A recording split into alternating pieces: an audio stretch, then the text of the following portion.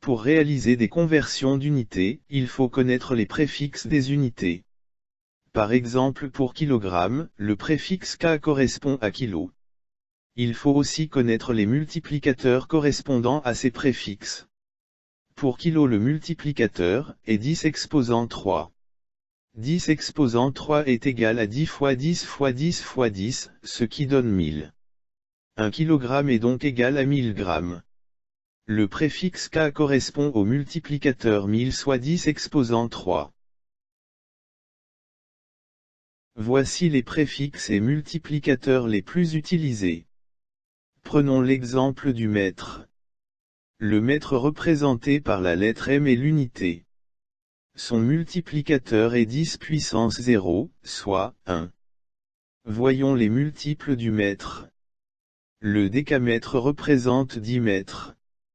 Son multiplicateur est 10 puissance 1, soit 10. L'hectomètre représente 100 mètres. Son multiplicateur est 10 puissance 2, soit 100. Le kilomètre représente 1000 mètres. Son multiplicateur est 10 puissance 3, soit 1000. Pour les multiplicateurs 10 puissance 4 et 10 puissance 5, il n'y a pas de préfixe. Le multiplicateur du méga est 10 puissance 6, soit 1 million. Le multiplicateur du giga est 10 puissance 9, soit 1 milliard. Le multiplicateur du téra est 10 puissance 12, soit 1 billion. Pour les sous-multiples, le décimètre représente un dixième du mètre.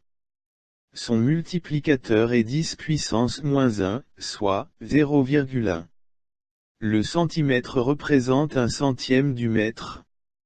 Son multiplicateur est 10 puissance moins 2, soit 0,01. Le millimètre représente un millième du mètre. Son multiplicateur est 10 puissance moins 3, soit 0,001. Le micromètre ou micron représente un millionième du mètre. Son multiplicateur est 10 puissance moins 6.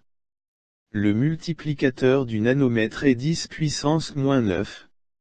Le multiplicateur du picomètre est 10 puissance moins 12.